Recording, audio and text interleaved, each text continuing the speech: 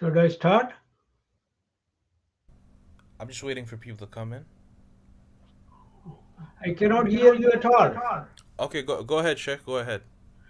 Bismillahir Rahmanir Rahim. Alhamdulillahi Rabbil Alameen. Wassalatu wassalamu ala Sayyidil Anbiya wal Mursaleen. Muhammadin wa alihi wa sahbihi ajma'een. Rabbi shrah li sadri wa yassir li amri wa hlul 'uqdatam min lisani yafqahu qawli. Brothers and sisters, it's my pleasure to welcome you to another episode in our series, The Giants of the Islamic Civilization, the icons of the 20th century. And today we are dealing with an extremely outstanding, reputable scholar, Yusuf Al-Qaradawi, whose contributions are unsurpassed to the service of Islam and the cause of dissemination of Islamic knowledge. But before I proceed, I would urge myself and everyone listening to me to continue to pray for our brothers and sisters in Gaza and Palestine and everywhere else, those who are oppressed. May Allah subhanahu wa ta'ala free them from oppression and grant them the dignity and freedom that God has bestowed on them when He created them. So, with this in brief remark, let me start. Today, I will cover this great jurist, thinker, and reformer. I will talk about his origins and education briefly and his career, his contributions and testaments of scholars and wisdom, and his last testament, wasiyah, to the scholars and the Muslim Ummah. Yusuf al-Qaradawi was one of the century's most influential scholars, intellectuals, and reformers. As an accomplished scholar and da'iyah, caller to Islam, he possessed a depth of erudition, immense knowledge that was matched only by his prolific literary output. In fact, he has left behind an encyclopedia of knowledge, Islamic knowledge on various aspects, various disciplines. He was an eloquent orator.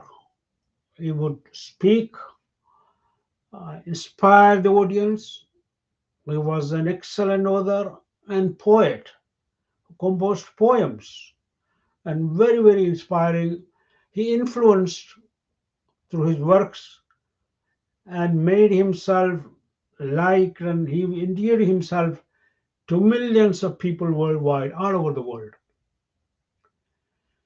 He is known as an advocate of the school of the middle way, Al-Madrasatul Wasatiyya. What do we mean by Al-Madrasatul Wasatiyya? It's an approach to Islam that is balanced and facility and ease, flexibility and latitude in application of Islam to practical life based on the well established principles, a sound methodology, well established principles of the Sharia, sound reasoning, and understanding of the needs and the challenges of the time we are living. Yusuf al Qaradawi, whose full name was Yusuf Abdullah al Qaradawi, he was born September 9, 1926, in the village of Safat Turab, Mahal al Kubra, Garbiya Governorate of Egypt. He was an orphan because his father died when he was 2 years old, and he was brought up, taken care of by his uncle. He memorized the Quran and mastered the art of tajweed before age of 10. It's an excellent honor. He completed all his formal studies at Al-Azhar University, starting from primary, secondary, graduate, postgraduate, and earned his Alimiya degree. This is, the highest degree that a person becomes ijaza of person has become an alim. He got his license to teach from the Faculty of Arabic Language. On top of the Alimiya degree, he also acquired a diploma and a higher diploma in Arabic literature before he earned his master's in the Quranic and Hadith sciences in 1960. And he did so with the highest distinction. And finally, he got his doctorate with the highest distinction in 1973. So these are great achievements. His thesis on zakat, it was on fiqh zakah, in which he dealt with the concept of the institution of zakah, the third foremost pillar of Islam, and its effectiveness, how it solves the social ills of the society, how it helps produce a society based on equity and compassion and justice. It's considered a classic textbook in the field. His career began as a preacher and teacher in mosques, where he honed his skills, understanding of the faith, practical applications. He was promoted to becoming a supervisor at the prestigious Institute of Imams under the Ministry of Awqaf. This was a testament to his growing influence and expertise. Finally, he was also promoted to oversee the Institute's publications. But in 1961, he was loaned to Qatar, the state of Qatar, where he got his citizenship in Qatar and spent the rest of his life where he died. In 1977, he founded and headed the Faculty of Sharia and the Department of Advanced Islamic Studies at Qatar University, where he served until the end of 1999. He also founded and directed the Center for the Study of Sunnah and Sirah at the same university. Most of the Sunnah was Sirah, Sirah was Sunnah. Qardawi was not an armchair scholar. There are many who just sit in the ivory tower and theorize and start big about Islam and give lectures. But in the case of Qardawi, he was not merely a scholar living in the ivory tower, in the skies, above the clouds. Rather, he was a person of the ground. He came down, he was interacting with people. He was active, leading an active life, interacting and dealing with the real issues of Islam and Muslims. He began as his activity career as an activist scholar began from his student days, early student days, as he was attracted by Shaheed Hassan al-Banna's charismatic leadership and his inspiring talks. Since then, he became one of its staunchest supporters and lovers of Hassan al-Banna. He became one of the respectable scholars and rose up to become a respectable scholar within the Ikhwan, Muslim Brotherhood. And because of this, he courted imprisonment. He was jailed a number of times. And he was also declared a persona non grata, a person who is not welcome. That's the meaning of this phrase. He was not welcome in Egypt and several other Muslim countries. Why? Because they did not like his fearless advocacy of activism. He was actively promoting the so-called Arab Spring, where people were stirred up to call for the rights and freedom for monarchy and dictatorship. And also, he was bold in speaking the truth to the power. They could not accommodate their stomach this kind of scholarship. His moral courage was shown when the Amir of Qatar welcomed Shimon Peres the former Prime Minister of Israel, to Qatar in 1996. Of course, he was well liked by the rulers and leaders and the people there. But yet, when the Qatar Amir welcomed Shimon Peres and shook hands with him, he declared from the mimbar fearlessly that the Amir should wash his hand 7 times, one of which should be with dirt. Just when the saliva of dog, you come in contact with that. How do you purify yourself? This is a filth. You have to purify yourself by engaging in the ritual washing of your hand 7 times, one of which should be using dirt. The Amir met him later. Instead of jailing or punishing or executing Qardawi for challenging the ruler, this is something praiseworthy about the Amir. When he met the Sheikh later on, dear Sheikh, I have washed my hands 7 times after the incident as you advised me. He stayed his 60 years from then on. He lived in Qatar until he breathed his last, spanning life residence in Qatar, spanning 60 years, were the most productive part of his life, during which time he taught and mentored generations of scholars and students.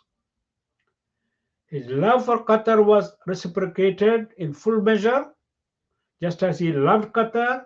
The people of the Qatar, including its rulers and leaders and masses alike, cherished him as their beloved Imam, preacher, and scholar. He founded several foundations, including IslamOnline.net, where I also served as a Mufti in its English department for over a decade. He founded the International Union of Muslim Scholars and served as its first president. In addition, he was also a member of dozens of scholarly councils and bodies, including the World Muslim League, the Fiqh Council, Fiqh Assembly, or Majma al-Fiqh al-Islami, the World Council League, and the Islamic Dawah Organization, the European Fatwa Council, and the Center for Islamic Studies in Oxford. He also attended and lectured at dozens of international conferences in various parts of the world. I had the honor of translating his lecture. I was invited to do so by the Saudi consulate in Ottawa when he visited in Montreal. So I had the honor of translating his lecture as well as the lectures of other scholars like Muhammad al-Ghazali, whom we studied in one of our previous sessions. He visited Montreal in the late 70s and I became since then, of course, I had known his work. I was called to translate Al-Halal wal-Haram fil Islam, which because of my study, I could not complete it, but somebody else did. I became one of his admirers and benefited greatly in my own work career and fatwas from his work. His inestimable contributions, as the International Union of Muslim Scholars editor testified, Qardawi's contributions to the cause of Islam are unsurpassed. There is no one, no scholar, no matter where he is, could surpass the contributions that Qardawi made to the cause of Islam. Literary output on dawah, fiqh, fatwa, scholarly bodies and associations, Islamic finance, social and political activism, Islamic reform and renaissance, and the academic pursuits. All of this, his influence was felt in every sphere. It leaves us in awe of his vast and varied contributions. We are really, when we speak of him, we are speaking of a unique individual whose contributions are immense, inestimable. His literary output, he left behind an encyclopedic literary output of over 170 works and thousands of articles. These works establish his credentials as an author at once creative and authentic. This is not just repeating things, actually, each of his work, they are original contributions. They cover a wide spectrum of Islamic disciplines, and many of these works have appeared in several editions and they have been translated into various languages, including English. One of his first work, The Lawful and the Prohibited in Islam, which I mentioned, I was asked to translate it by the MSA president at the time. This work appeared in 40 editions and was translated into dozens of languages. The work has been placed, of course, he did so by the advice, suggestion of Shaltut, the great eminent Sheikh of Al-Azhar, head of Al-Azhar at the time. Widely acclaimed by scholars, according to Dr. Mustafa Zarqa, we have covered him in our course. It's a valuable addition to the library of every Muslim household. It says every Muslim household should have this work. Why? It analyzes the concept of halal and haram rationally, persuasively, drawing on the Quran, Hadith, and scholarly interpretations. The work bridges the traditional Islamic jurisprudence with modern challenges Muslims face and provides practical guidance that one can apply in daily life. Another important work, Fiqh Zakah. This is seminal work. It is based on his dissertation. It's a veritable encyclopedia, 2 volumes that provide a detailed exposition of the laws of zakat, its objectives and purposes, and its impact on society. This work has been recognized as an original contribution to the field. Maulana Maududi referred to it as the book of the century. This is a great remark, testimony. Muhammad al-Mubarak, another great scholar, hailed its publication as a momentous event in the history of fiqh. This is a comprehensive analysis of the rules and principles of zakah. In this work, he attempts to address contemporary issues and challenges related to zakah in the modern context. He uses classical legal principles and offers practical guidance on issues of zakah distribution, collection, management in contemporary societies. In doing so, he uses an interdisciplinary approach where he draws in from insights from various fields, including economics, sociology, and ethics. He explores the socio-economic dimension of zakah and discusses its role in poverty alleviation, wealth distribution, and social justice within the framework of Islamic teachings.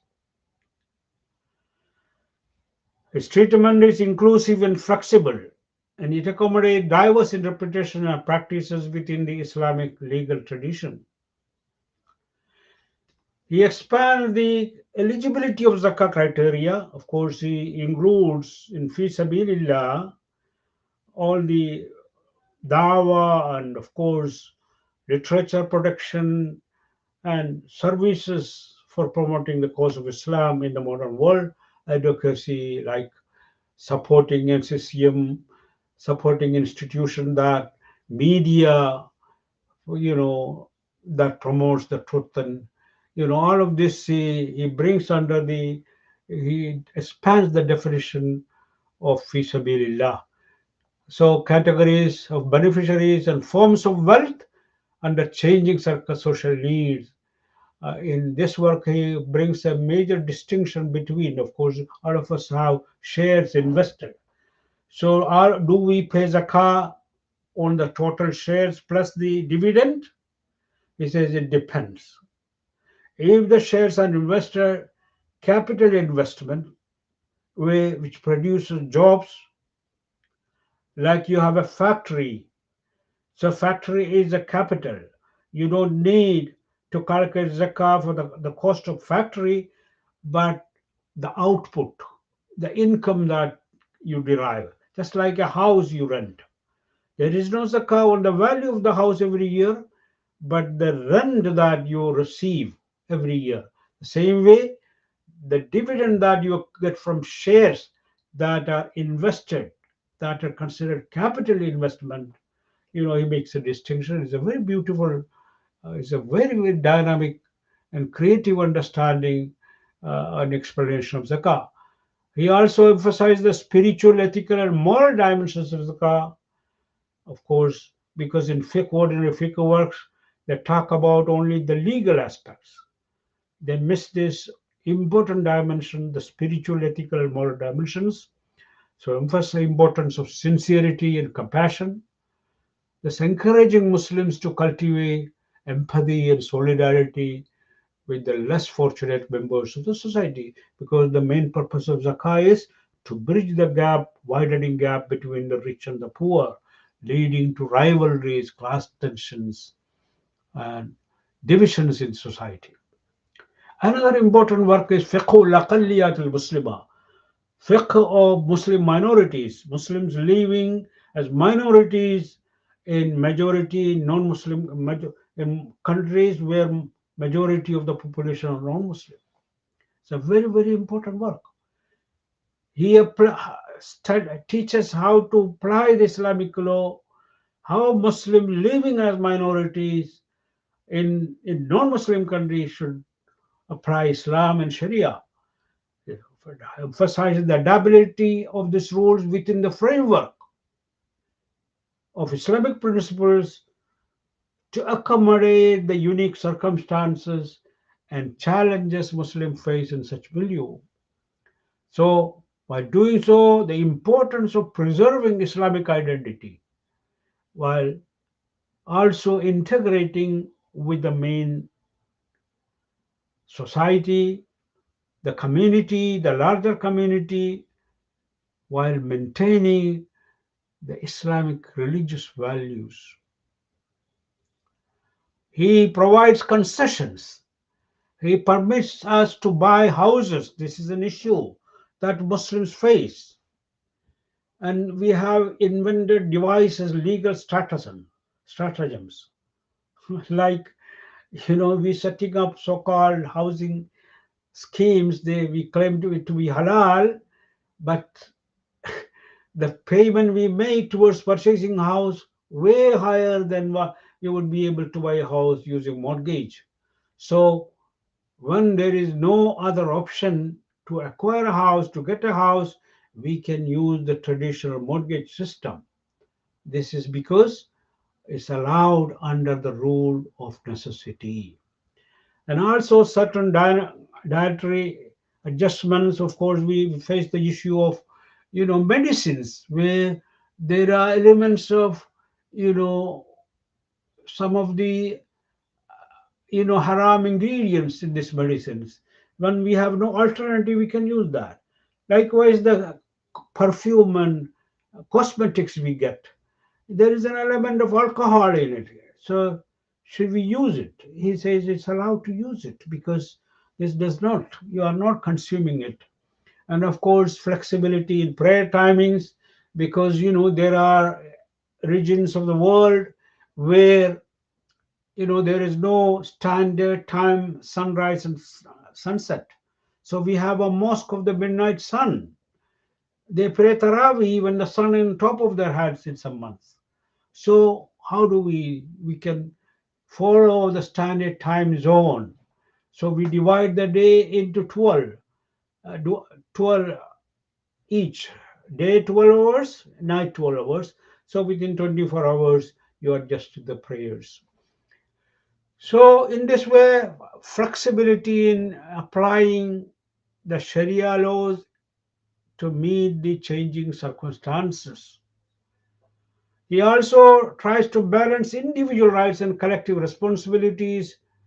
This very important concept, and also advises Muslims living in as minorities to engage positively. So they should not isolate themselves. They should not relegate themselves to ghettos but integrate, engage positively with the broader society and contribute to its development instead of just simply getting the benefits.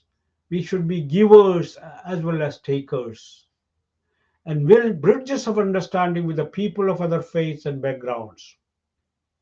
Another important work, very important, fiqh priorities.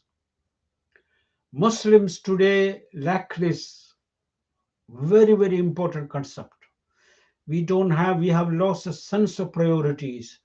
So our time and resources wasted on issues which are either frivolous or not so important, and we neglect the main areas where our time and resources should be spent.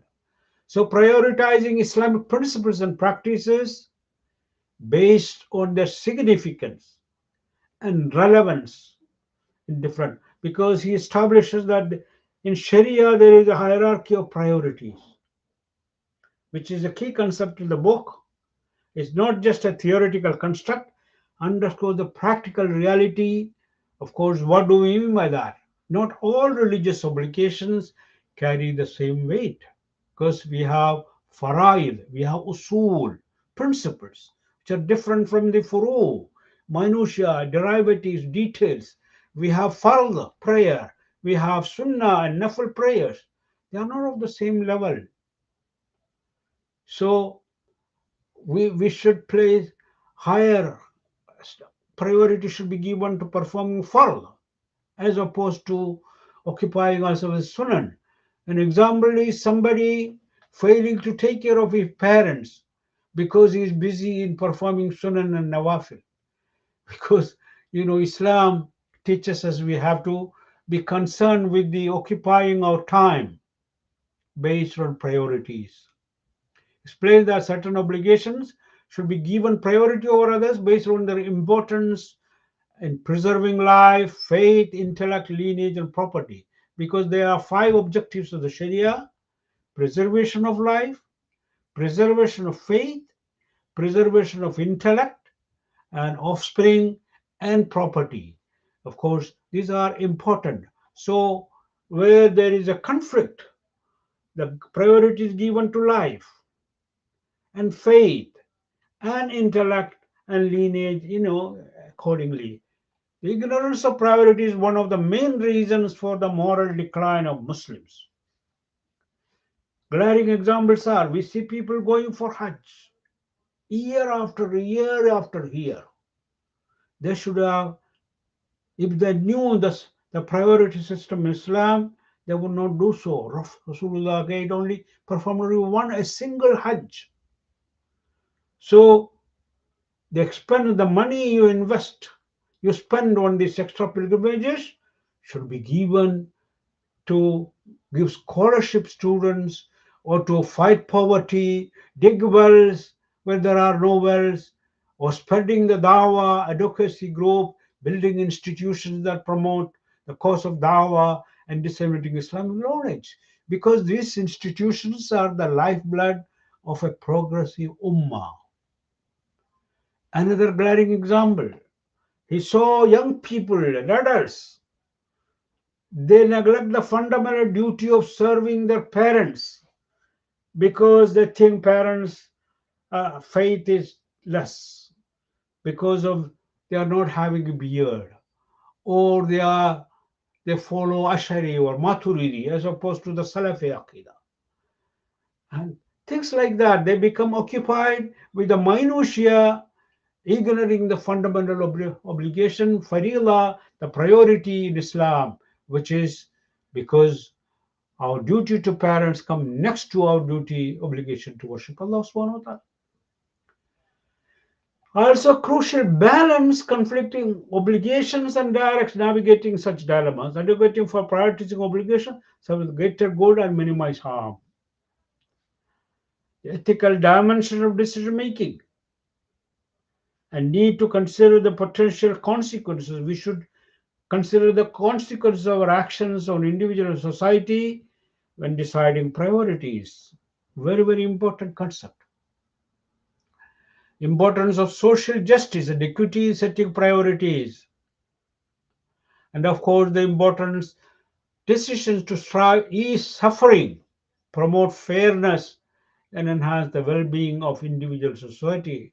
So this work provides a practical framework for Muslims to navigate complex moral and ethical dilemmas. It does so by prioritizing Islamic values in a manner that is relevant and applicable in real life situations. Now, let's list briefly the significant contributions of Qardawi. Imam, I would consider him a mujaddid and imam. He is widely respected for his extensive knowledge of Islamic jurisprudence, theology, and contemporary issues. His influence extends globally because of mainly his prolific writings, lectures, and media presence. Coming to media, he effectively used modern media, unlike many other scholars who used to shy away, but used the media to disseminate Islamic teachings. He had a TV show, Sharia wal Hayat, aired on Al Jazeera. It reached millions of viewers. In his sessions, he addressed various topics from an Islamic perspective. He was engaged in interfaith dialogue, where he emphasized mutual understanding and cooperation between Muslims and people of other faiths. He promoted peaceful coexistence and mutual respect of all people, regardless of religious and other differences, ideological differences. He advocates for social justice, human rights, and political reform within an Islamic framework. He has been involved in various humanitarian initiatives, emphasizing charity and community welfare. His fatwas cover diverse issues, including finance, family matters, and contemporary challenges. And all of his approach is balancing adherence to tradition with practical solutions to be applied in modern contexts. He also played a significant role in shaping the field of Islamic finance, emphasizing ethical and risk-free banking practices. His work has influenced financial institutions worldwide. He served as the European Council of Fatwa and Research Head and contributed to discussions on religious matters relevant to Muslims living in non-Muslim majority countries. Of course, I was present in one of the seminars, workshop in I think in USA, where he presented his wide-ranging achievements covering diverse areas such as scholarship, media, interfaith dialogue, activism, legal opinions, and leadership make him unique in contemporary Islamic thought. While providing flexible and dynamic ruling on these issues, he critiques the customary approaches to fiqh. He does so because he does not simply blindly follow what is written down in the books. That's not fatwa. Just to repeat what is written down in the book without understanding or the need of the person, the milieu of the person, the customs and the conventions where he come from, that's not fatwa. So his approach is studying the Quran, approaching the Sunnah.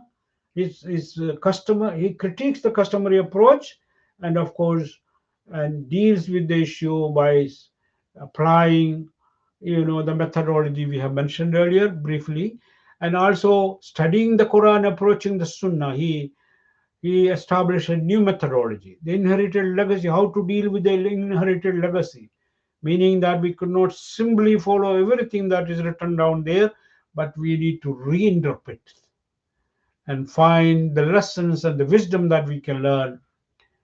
And also the issue how Muslims can deal with secularism, modernity, reform, and revival, and the issues of morality and spirituality, including Tasawwuf. He has written a number of works dealing with issues of Tasawwuf, very, very inspiring works.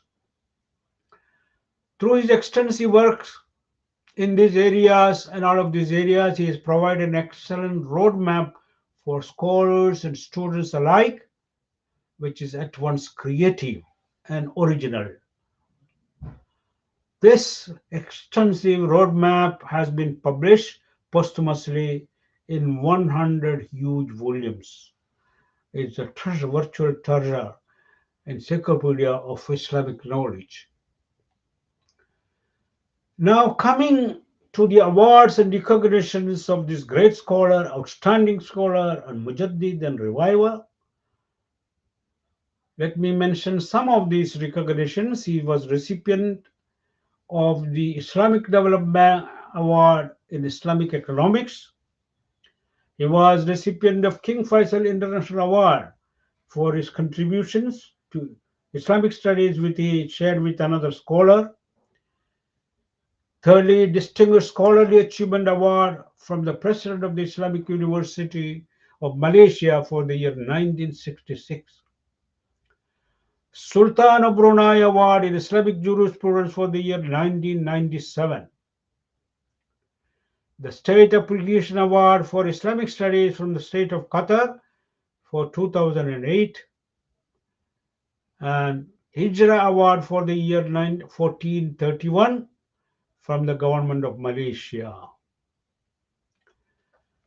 The scholars, how did scholars look at him? Of course, all different dozens of scholars and even more who have praised Qardawi for his excellent achievements. Let me pick a few of them. The famous academic Mu'taz al-Khatib, in his work on Qardawi titled Faqih of Islamic Renaissance, Faqih al-Sahwa al-Islamiyya, he says, I'm quoting him briefly, he is the exemplar of a new phase in the history of Islamic scholarship. He was a scholar who combines intellectual dynamism with activism, meaning active lifestyle, being involved in the affairs of the Ummah on the ground level. Because why? The role of a scholar in society continues to shrink. They are relegated to the margins of the society, so they don't play any role in directing where the society goes, where the country goes. They have no role in that. Now, in this, he represents the critical role of an intellectual and a scholar as a reference and authority who is actively engaging with the grand issues of the time. Very, very important role he played. And he is an exemplar for the scholars in this area. Another academic, Wasfi Ashar Abu Zaid, refers to Qardawi as an example of a true alim who combined knowledge with action, fiqh with jihad, and he was a profound usuli, scholar of Islamic theories, Islamic laws, philosophy, a pioneering intellectual who left an impressive scholarly output, was published in 100 volumes. Although he was a profound scholar and mujaddid, he possessed a gentle and warm heart and personality. I myself could vouch for that because I interacted with him a number of occasions in Canada as well as in Qatar. And also I knew him deeply, I studied his works, I continue to do so again and again. The Turkish president Recep Tayyip Erdogan described Qardawi as an exemplary Muslim who never compromised in his principles, who was fearless and bold and never compromised. The minister of Qatar referred to him as the Allama and Mujaddid, who dedicated his entire life to serving the religion of Allah while fearing no one, because he spoke the truth to the power without fearing, thus risking his own life. Wisdom, he has left us a treasure house of wisdom, immense, born of his deep study of Islam and experience in dealing with the issues and in-depth understanding of the sources and a deep understanding of the challenges Muslims are facing all over the world. Happiness springs from a person's heart. Very, very important for us to understand. It cannot be imported from outside. So think of happiness as a seed as a tree firmly rooted in the human heart. So it's rooted in the seed planted in the heart and watered, nurtured, and it gets the air and sustentation by faith in Allah and the hereafter, in the life-giving rain and sunlight. It's getting its nourishment and water and fertilization from that solid faith in Allah and the hereafter. Very, very deep concept. He said it's very critical of the Muslim countries, Arab and Muslim countries. He said we have so-called democracies. They call themselves democracies, but they are not. They are fake democracies. Whoever betrays the order, come to prayer, would also betray the call, come to struggle. Okay, so very, very important. Meaning you cannot detach prayer and activism. Prayer in Islam is not simply sitting in a lotus position and meditate, all is good as long as you think good. While beside you people are murdered, you raise no voice against it. You don't move to change the suffering, to solve the real problems. You are engrossed in your meditation. While the world is moving in different direction, you never care for the suffering of fellow human beings. No. Come to prayer means also come to struggle. فَإِذَا قُضِيَتِ الصَّلَاةُ فَانْتَشِرُوا فِي الْأَرْضِ. Disperse in the land when the prayer is over and engage in work. وَقُلْ اعْمَلُوا فَسَيَرَ اللَّهُ عَمَلَكُمْ وَرَسُولُهُ. Strive, work hard. Let Allah and His Messenger see your action, what you do with your life. Another concept, objective research and dialogue are critical to the flourishing of knowledge. Some people think that there is no room for objective research. There is only, everything is black and white. So there is no need for study. Everything is black and white. There is haram and halal. No discussion. No, you have to continue to research and dig in the sources, come up with a new interpretation, try to understand, combine the knowledge of the scripture with the knowledge other sciences, knowledge that is insights from other sciences, reflection on nature. So we should open the doors to different opinions. When people research and reason, they are bound to differ. So until the idea matures and becomes transparent, they said, truth shines through research. So we need to find the truth. And that is why, a beautiful example is Imam Abu Hanifa in a lecture where they are discussing continuously hours, a long discussion about a single issue. Then he sums up the discussion saying this is the conclusion or this is the final, this is the opinion that we have arrived at now. Somebody stands up and says, is this the truth? He said, who knows? Tomorrow we will find other evidence which may disprove it. We may arrive at a better ruling on this. So we have to be open. The desired Islamic state might be likened to an orchard planted with olive and palm trees that will take a relatively long time to produce fruit. We should not rush to that our work will produce immediate results. We need to struggle and of course with hope, and the fruit will be inshallah. Happy will be those who take a lesson and warning from the mistakes and misfortunes of others and seek to adopt the good they offer. Wisdom, wherever he finds it, is a believer's goal because he is more worthy of it than anyone else. Very, very important. We can learn from others. We can learn even from our enemies. This is very important for Muslims to open their heart and mind to new insight, new lessons, and new wisdom, while being grounded in our own understanding of the sources and our theories of knowledge. The bricks of society are you, I, he, and she. So when we become sound, so individual, I as an individual, he as an individual, she as an individual, when we purify our heart and establish good morals and spiritual practices, we become moral, ethical, and sound personality, sound character, sound spirituality, then each individual like that, then it becomes we form a sound, healthy society. And the key to spiritual moral soundness is what?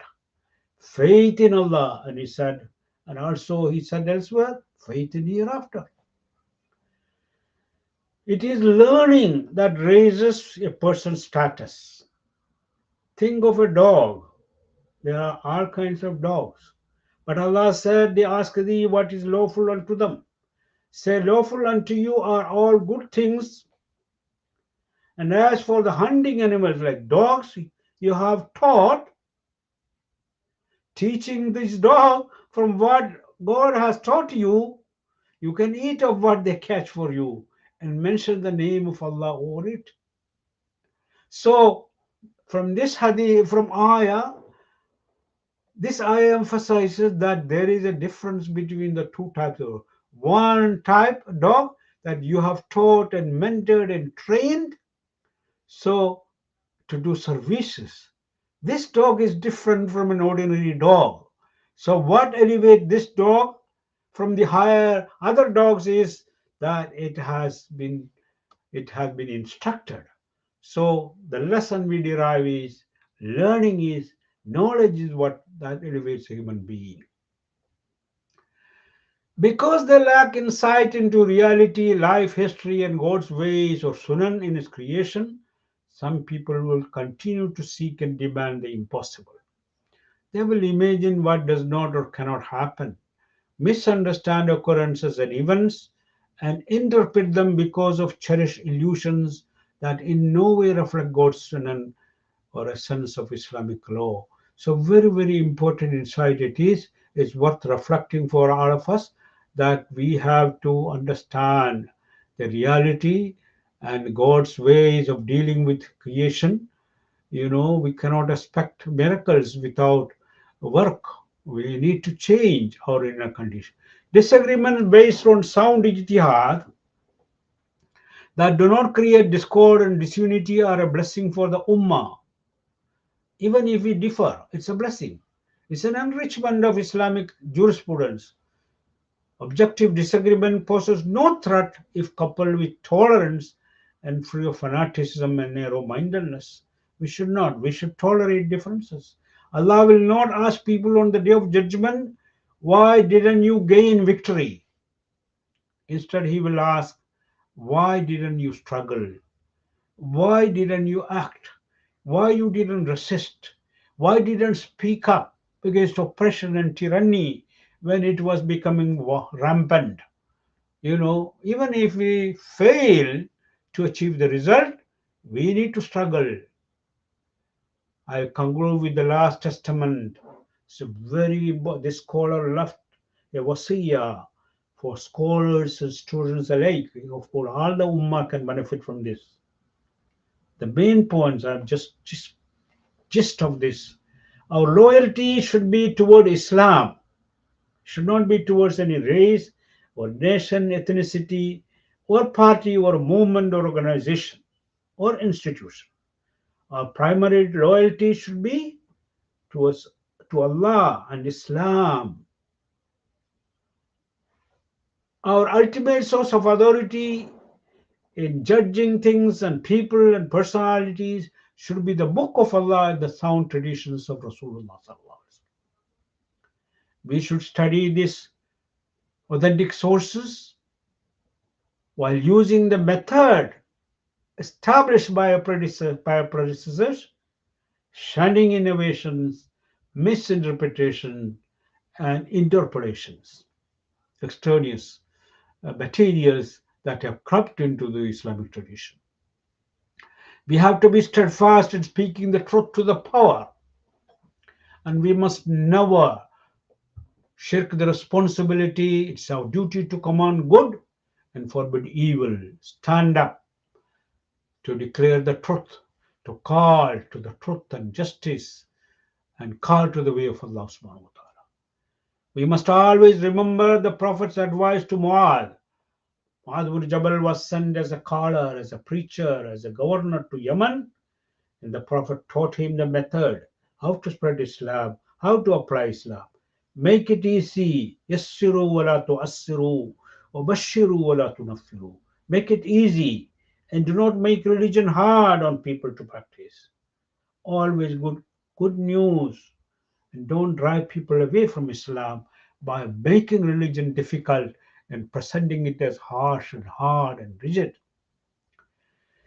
The Prophet stresses the critical role of facility and latitude in all matters except the fundamentals. We cannot compromise the fundamental beliefs and fundamental practices. Everything else can be flexible and adapted. We ought to foster unity and community by befriending every Muslim who steadfastly adheres to the basic tenets and practices, while we may differ in the other matters. We should know the time we are living, and we should know our enemies. So, our critical duty so that we don't get bogged down on irrelevant issues. Our enemies are the crusading winds from the east and the west, spreading atheism, agnosticism, promiscuity, permissiveness, and making a mockery of our values and beliefs. That is the real enemy we need to contend and fight wholeheartedly, and not fight among ourselves, wasting our time and resources. How do we deal with each other in matters that we differ? We must adopt the golden rule in dealing with fellow Muslims. This was established by Shaheed Hassan al-Banna, Imam Hassan al-Banna. Let us cooperate on principles we agree upon while excusing each other for the points we disagree. So, cooperate on the fundamentals. We ought to arm ourselves with the sciences of the time as best as possible. Imam Ghazali could only defeat philosophy after having mastered it. It's very, very important. So we need to study the social sciences, humanities, study other religions and philosophies if we want to serve the cause of Islam in this area. We ought to consider ourselves as bearers of a mission instead of just becoming officials, administrators in an institution, the chairman, the president, and secretary. Look at ourselves in whatever capacity we are functioning. We should that our life should be a mission. Our service should be a mission. Then only we become those who live by Islam and die for it. So what a great scholars ought to foster solidarity and unity globally.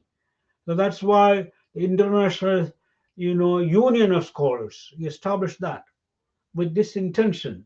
Because when we, all the scholars of the world, unite, they will tremendous power locally and internationally.